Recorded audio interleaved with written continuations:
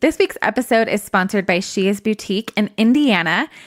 If you have never shopped with She Is, it's so amazing. This whole entire business is based off of Proverbs 31:25. She is clothed in strength and dignity. Megan runs this boutique. It's online. It's so awesome. She has the best sense of fashion, the best style. And this week, for everybody who is a listener of the podcast, you're going to get 10% off your purchases with the code Andrea10, ANDREA10.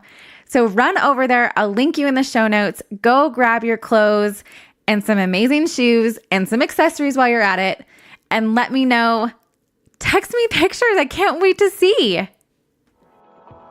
Welcome to the Busy Girl's Guide to the Bible podcast.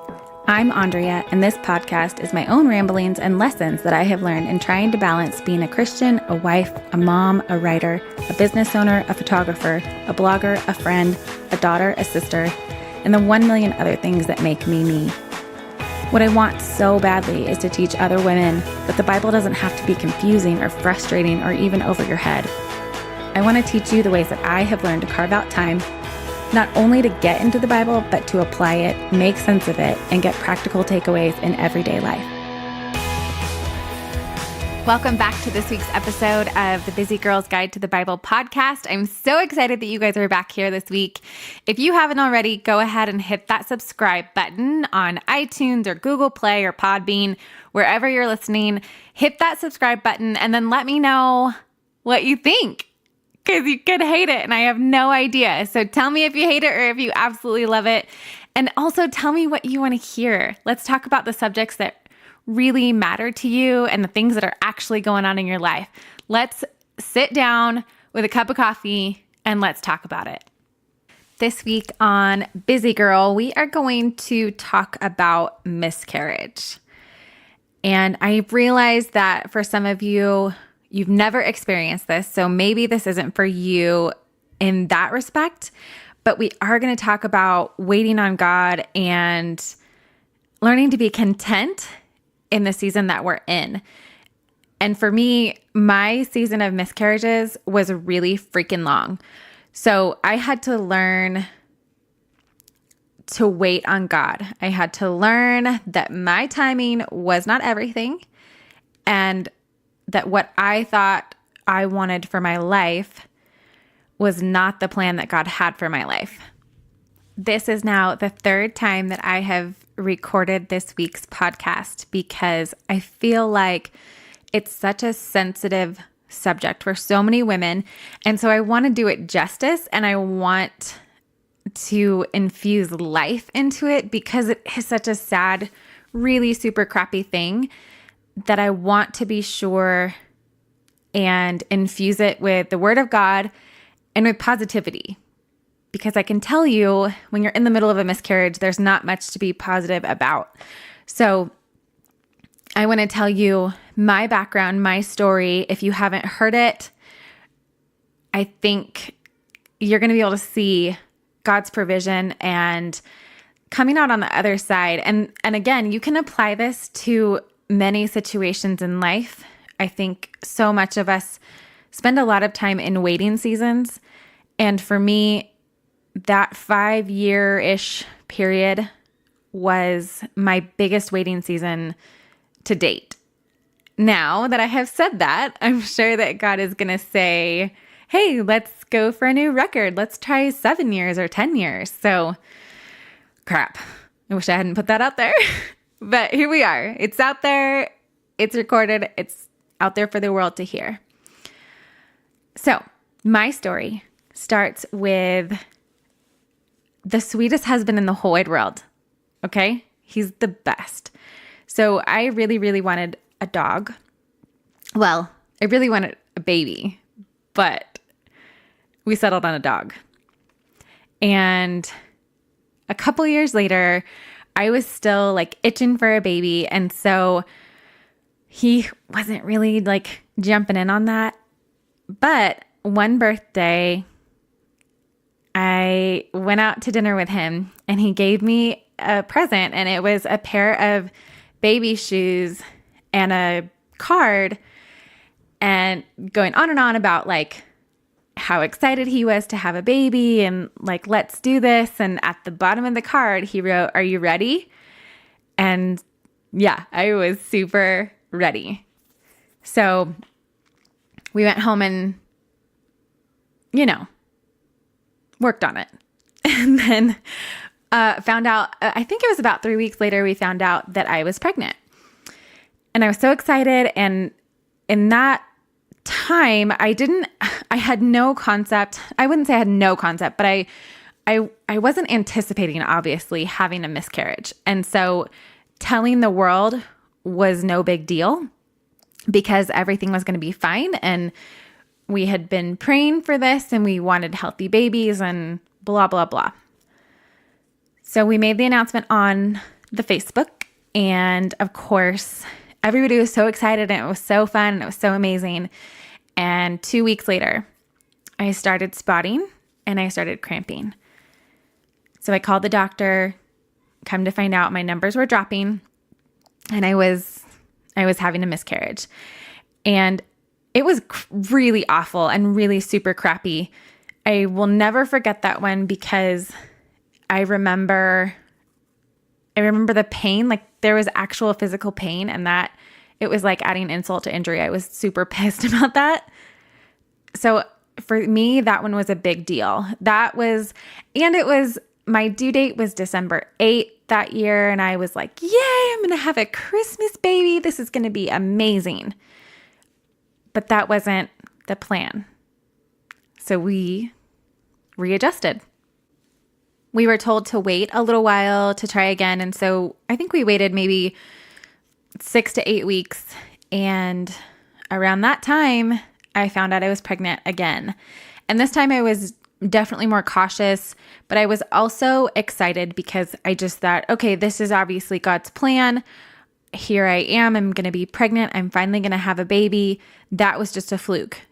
So many people have miscarriages. It's not uncommon. It's more common than not common. And so I just assumed, okay, this is it. We're going to go forward and it's going to be fine. But again, 2 weeks later, the spotting and the cramping, and I was so defeated. I felt like a failure because my body was designed to do this. And here it was not doing it and failing me.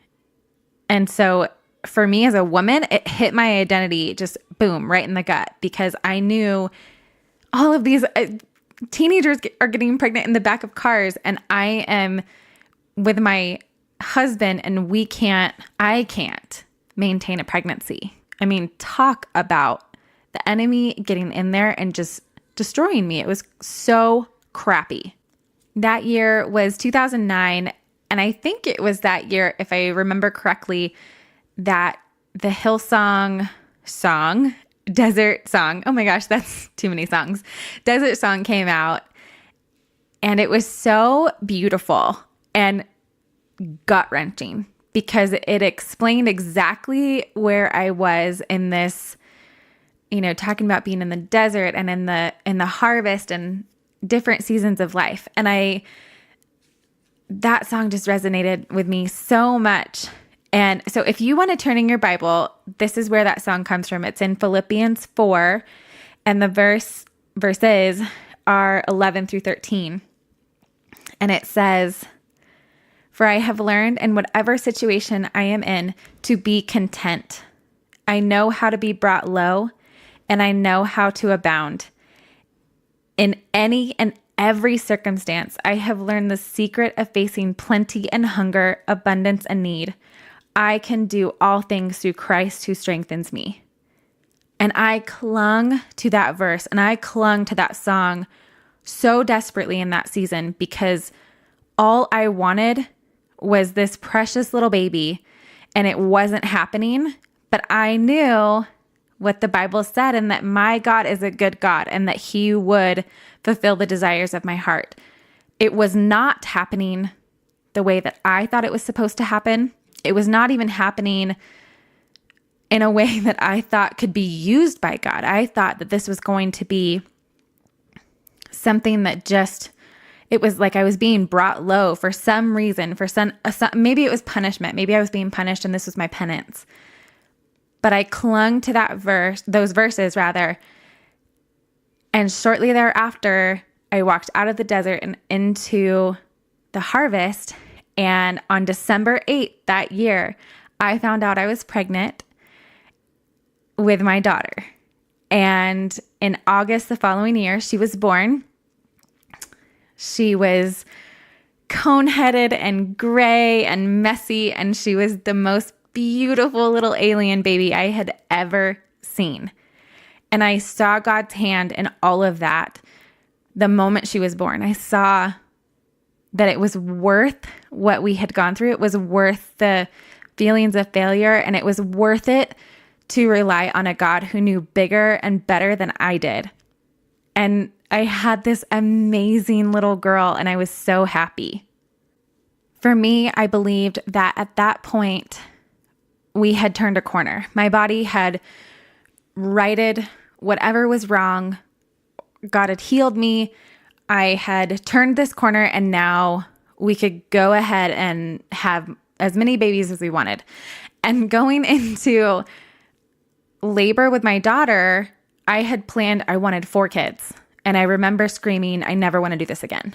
This hurts so bad. So I backtracked a little bit and decided, I think 2 kids is good. I think we can settle there. I will tell you now, my husband wanted 3, and spoiler alert, he wins. So if you want to know which one of us God listens to best, it's him. So then a couple of years later, Maddie is now 2. And what a great time to try for another baby when you have a toddler who is throwing temper tantrums and throwing sippy cups at your head. It's the best time that you can possibly think of to throw another one in the mix. I get pregnant. We have family photos where we're announcing this. I go and have an ultrasound, and I see that baby and I see that heartbeat. And I just take a deep breath. Okay, we made it. We can do this. I'm sick. I feel icky. I've got this growing belly. We're good. We're in the clear. And just a few weeks later, 6 weeks to be exact, I go to the bathroom and I'm spotting. So we quietly sneak out of my in-laws' house and head to the hospital, where I'm sure that it's just nothing. It's nothing. It's going to be fine. We're past the hurdle. Remember, I've done my time. I've done my miscarriage time, and we are past that. We're in the harvest now. And we get to the hospital and we have the ultrasound, and my husband sees this cute little gummy bear on the monitor, but it is silent. There's nothing. And I know. And I'm so pissed off at the world and God and my body. I'm done. So we grab our stuff and we head out. And a couple days later, I head in for a DNC. And that was the moment I remember coming out of anesthesia crying because I knew it was over. The other thing that was really exciting, though, here's my silver lining, is that when you've had 3 miscarriages, you are automatically eligible for having a bunch of blood work done and doing all of these kinds of tests to find out what's wrong, because now there's a problem. Now it's not just, this is a fluke, this happens to everybody. 3 is your magic number. It's not a great number to achieve. However, if you get there, there's your silver lining. About a week later, we went in for my post-surgery checkup, and we wound up switching doctors and started the whole process of taking 1 million vials of blood and doing all these routine checks and getting ready for, basically it felt like we were going to run a marathon, but getting my body back to where it needed to be, letting it heal and letting it recoup my loss. Because when the baby had passed at about 8 weeks and I didn't find out until about 12 weeks. So it was a long stretch to be pregnant and to have something so devastating happen inside of my body. So I needed that time physically, but I also really needed it mentally. This time we waited, I want to say probably about 6 months. There were a lot of things in between that miscarriage and my fourth. My grandmother passed away. I battled the gnarliest anxiety storm ever in my entire life. And I was going through a pretty nasty bout with an eating disorder. So it was really a crappy time in my life between the two. So when I was finally in a healthy state of mind, when I felt like my body was ready and it was going to respond correctly, we were going forward with infertility treatments. And if you've never taken those before, just so you know, the side effects can be crazy. I have a lot of friends who have taken them and they say that they went completely nutso and that they were crying and then they were screaming and then they were yelling and then back to crying. So just so you know, they can mess with your emotions a little bit. I don't remember having any of that. I don't, but maybe Josh would have a different opinion. So I have this box and I'm like carrying it around with me everywhere because just in case it's time for me to take these, I am not going to miss it. So it's spring of, I don't know, let's say like 2013. And I am ready. Like it's time. And I wake up and I'm like, gosh, my body feels really weird today. And obviously I have, an entire supply of pregnancy tests under my sink. So I take one out. Sure enough, I'm pregnant. But it was faint. And so I ran in and I got a blood test. And of course, the numbers were super, super low. So I had missed my window and I was really ticked off again. But I was like, that's okay. I've done this before. We can get back on the horse. And once this miscarriage is over, then I can, get going again. I mean, it's ridiculous. This is absolutely crazy that this is my mindset, but I'm just thinking, I just want to have a baby. We can do this. 2 months later, it is June, and I am back in Indiana visiting my family. Hey guys. And I just start feeling really icky. I'm having really bad anxiety again. I'm on this 10-day trip with my 2-year-old, which was super fun. And I don't know, something just felt off. So sure enough, take a pregnancy test. Boom, pregnant. I mean, I am one fertile turtle. This is ridiculous. He just looks at me and I get pregnant. So of course, I call the doctor. Results are not great. And so we start the process over again. Finally, in September of that year, I take the Clomid and the 2 pink lines pop up on the test. And of course, I took like 5 more. If you've ever gotten pregnant, you know that you've taken more than one pregnancy test, especially in this day and age when it says, hey, you're pregnant. It's so fun. So I'm at my girlfriend's house waiting on test results. They're great. The numbers look good. In fact, my progesterone is super crazy high and we're super excited. 2 weeks later, I go in for my first ultrasound. And if you have ever had an early prenatal ultrasound, you know that it's not what the movies make it out to be. It's very invasive. So I go into this very dark room with my girlfriend. She goes with me. And this very serious ultrasound tech comes in and starts the process. We're giggling and being complete morons. And she gives me the wand and says, here's baby A. Here's the heartbeat. Here's the whatever, radius, circumference, whatever, however they measure a tiny little tadpole. And I said, oh, thank goodness there's only one baby in there. And super violently, this woman moves the ultrasound wand and says, and here's baby B. Now, my girlfriend doubled over in laughter. She is cackling hysterically next to me. And what I want to be able to tell you is that I was over the moon after all of this time, I was so blissfully happy, but I completely panicked and I swore. And it was like the least motherly thing that I could have done, but it was so shocking to see two babies, two tiny little tadpoles in my belly. And nothing can prepare you for twins. Nothing. You're just sweaty all the time. You're tired all the time. We don't really remember the first year of their lives because it was just constant survival mode. But here we were. We were having twins. I found out on Christmas Day that they were boys, and I cried the entire day. The entire day. My Christmas was ruined because I had no idea what the heck I was going to do with boys. Little did I know that it was great because all they do is fart and burp. And I was like, you're in good company if that's what you're doing. Like, we're cool. We can be friends.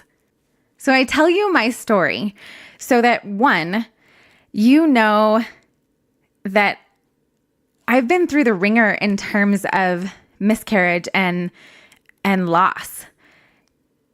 I wanted so badly for everything to go my way, and my way wasn't God's way. And that really ticked me off, obviously. But if I go back to that song and if I go back to those verses, I want God to be able to use me. I want to know that in whatever situation, I can be content and I can see God's hand in all of it, that everything is going to be used. There are no leftovers in any of this. I get to sit here and have a conversation with you about all of the losses that we went through and then seeing God's hand in it. I mean, people were praying double portion over us and they delivered. I mean, goodness, I was not expecting twins. But I get to use that now. You would not believe how many people came out of the woodwork to tell me I had a miscarriage and I've never told anyone. Only my husband knows because I was so ashamed. I was so embarrassed. I was so heartbroken and so let down.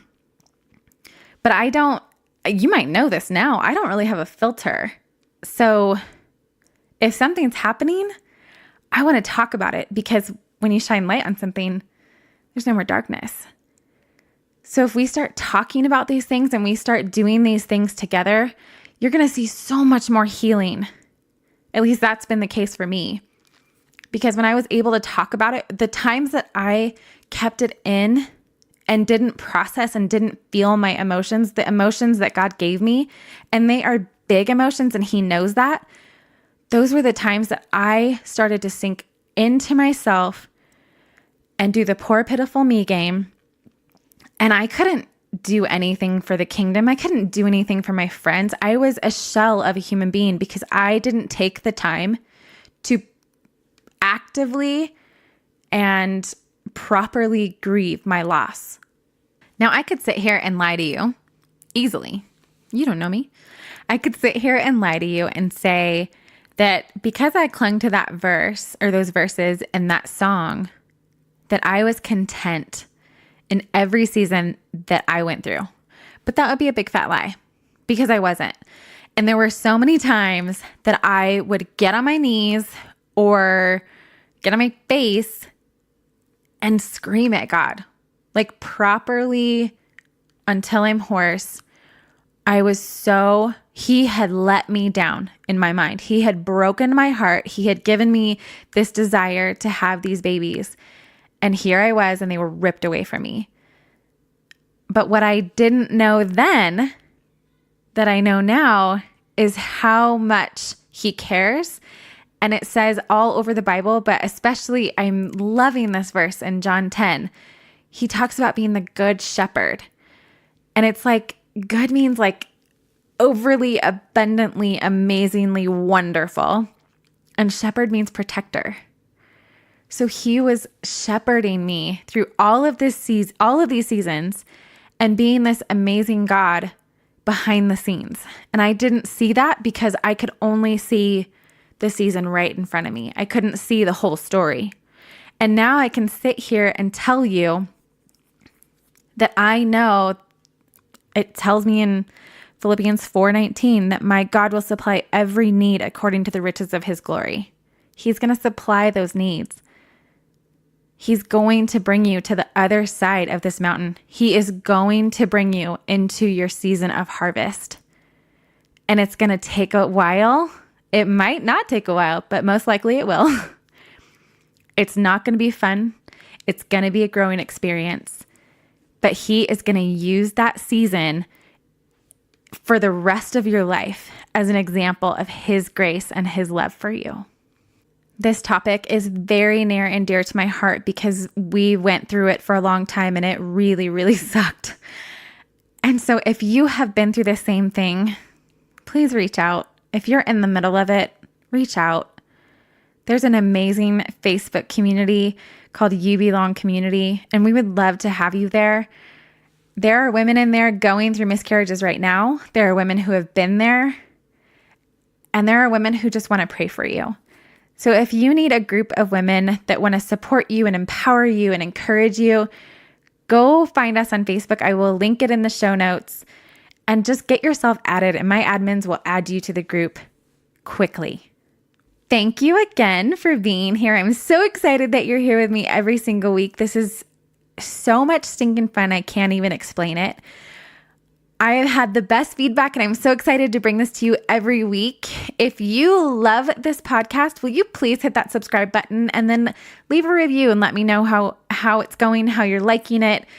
If you think I'm annoying or whatever, just tell me whatever you want to say. I want to hear your feedback. Thank you guys again for being here, and I will see you next week on the Busy Girl's Guide to the Bible podcast.